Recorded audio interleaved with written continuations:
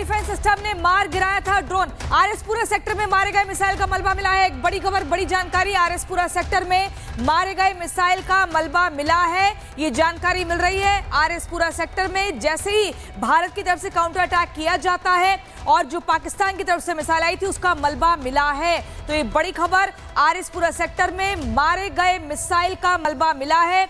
वो मिसाइल जिसको ध्वस्त किया गया भारत की तरफ से। भारत के इसी पर हम चलते हैं सीधा ग्राउंड जीरो पर। गुरसिमरन हमारे संवाददाता लगातार बने हुए। गुरसिमरन, क्या कुछ जानकारी, आरएसपुरा सेक्टर में मारे गए मिसाइल का मलबा मिला है, इसको लेकर क्या कुछ और जानकारी? देखिए, इस वक्त आपको बता दें कि बॉम्ब डिस्पोजल स्क्वाड की टीम्स जो है वो लगातार आरएसपुरा सेक्टर अंतर्राष्ट्रीय सीमा पर मौजूद हैं, क्योंकि यहाँ पर कई ऐसे पाकिस्तानी जो अनएक्सप्लोडेड शेल यानी कि वो एक्टिव शेल हैं जो कि लोगों के, अगर लोग वहाँ तक जाते हैं, उन पर कहीं पैर रख देते हैं तो उससे बड़ा जो है ब्लास्ट हो सकता है, जिससे लोगों की ज़िंदगी भी जा सकती है। यही कारण है कि अब बॉम्ब डिस्पोजल स्क्वाड को यहाँ पर भेजा गया है। बॉम्ब डिस्पोजल स्क्वाड लगातार लोगों के घरों में जहाँ पर अनएक्सप्लोडेड शेल हैं वहाँ पहुँच कर जो है उसे निष्क्रिय कर रही है। ये निष्क्रिय करना इसलिए बेहद ज़्यादा महत्वपूर्ण हो जाता है क्योंकि यहाँ पर ये इलाका सरहद के बिल्कुल पास का इलाका है और यहाँ पर लोगों के घरों में आए दिन पाकिस्तान जो है अब गोलाबारी कर रहा है, टारगेट कर रहा है, ड्रोन के जरिए टारगेट कर रहा है, प्रोजेक्टाइल्स फेंक रहा है। हर एक चीज़ को जो है अब निष्क्रिय करने के लिए बॉम्ब डिस्पोजल स्क्वाड की टीम्स जो हैं वो मौके पर पहुँच रही हैं और उसे निष्क्रिय करने के बाद ही लोगों को जो है अंदर जाने की इजाज़त दी जा रही है। सरजीवन से कहूँगा आपको तस्वीरें दिखाएं कि बॉम्ब डिस्पोजल स्क्वाड की टीम्स जो हैं वो यहाँ पर लगातार जा रही हैं। BDS की टीम्स अलग अलग घरों पर यहाँ पर जा रही हैं और वहाँ पर सामान को निष्क्रिय किया जा रहा है। एक लोकेशन जैसे ही सिक्योर होती है उसके बाद ये लोग दूसरी लोकेशन के लिए निकल जाते हैं ताकि हर एक लोकेशन सिक्योर रहे। इसके साथ साथ बॉर्डर सिक्योरिटी फोर्स की भी बॉम्ब डिस्पोजल स्क्वाड है जो कि खासतौर पर इसी के लिए बनाई गई है ताकि वो चिन्हित कर सके कि कहाँ कहाँ पर जो है वो बॉम्ब्स हैं, क्योंकि अग्निम इलाके में रहती है इसलिए बुलेट प्रूफ गाड़ियाँ लोगों के पास मौजूद हैं और इन्हीं बुलेट प्रूफ गाड़ियों से जो है ये पूरे इलाके में जो है नज़र रखे रहते हैं। कहीं भी अनएक्सप्लोडेड शेल मिले तो उसकी जो है जानकारी अपनी बॉम्ब डिस्पोजल स्क्वाड के साथ साझा की जाती है और उसके बाद इस जो बॉम्ब है लगातार नजर बनाए रखिए। आपसे हम पल पल की अपडेट ग्राउंड से लेते रहेंगे, लेकिन आप देख रहे हैं जिस तरीके से रिहायशी इलाकों में पाकिस्तान हमले की हिमाकत कर रहा है, लेकिन भारत सबूत के साथ सब बता रहा है, पूरी दुनिया को बता रहा है कि भारतीय एयरबेस, पाकिस्तानी मीडिया जिसका दावा कर रही थी कि भारतीय एयरबेस को उड़ाया गया, वो आप इन तस्वीरों के जरिए देखिए कि भारतीय एयरबेस पूरी तरह सुरक्षित है। और ये भी तस्वीर देखिए, पाकिस्तानी पोस्ट पूरी तरह तबाह हुई है।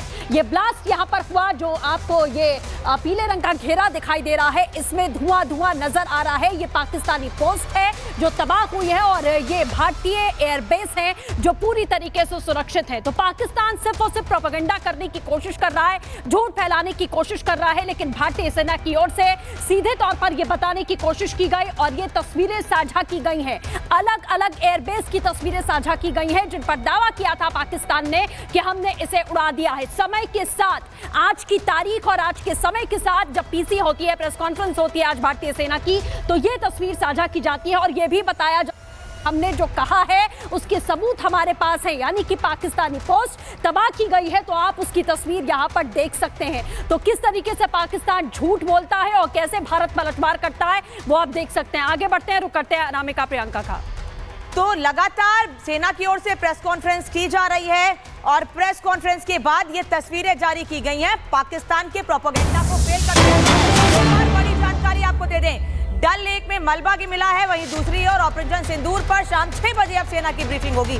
आज सुबह 10:30 बजे एक प्रेस कॉन्फ्रेंस की गई है, फिर शाम को 5:30 का वक्त, लेकिन अब 6 बजे का समय दिया गया है। आज के दिन में दूसरी बार यह ऑपरेशन सिंदूर पर ब्रीफिंग होगी, पूरी जानकारी दी जाएगी।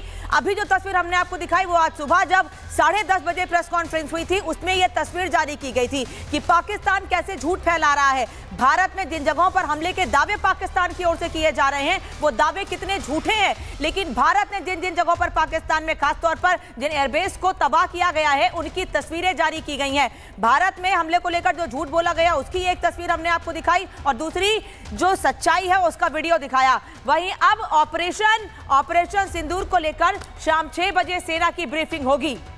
और इसी बीच एक और बड़ी खबर बता दें, बलोच पाकिस्तानी सेना पर हमला किया है। ये बड़ी खबर बता रहे हैं, बलोच आर्मी ने पाकिस्तानी सेना पर हमला किया है। ये बड़ी जानकारी बता रहे हैं, बलोच आर्मी की तरफ से पाकिस्तानी सेना पर हमला किया गया है। एक तरफ पाकिस्तान का इंटरनल स्ट्रेस लगातार बढ़ता जा रहा है, दूसरी तरफ पाकिस्तान और भारत के बीच भी तनाव की स्थिति दिख रही है। लेकिन अनामिका, भारत ने साफ तौर पर कह दिया है सरकार ने कि अब एक और अगर हमला होता है, कोई आतंकी हमला होता है, तो उसे युद्ध की कैटेगरी में लिया जाएगा, उसे एक्ट ऑफ वॉर के तौर पर देखा जाएगा। लेकिन बलूच आर्मी ने जो पाकिस्तानी सेना पर हमला किया है, इससे साफ है तस्वीर कि पाकिस्तान चौतरफा घिरता जा रहा है।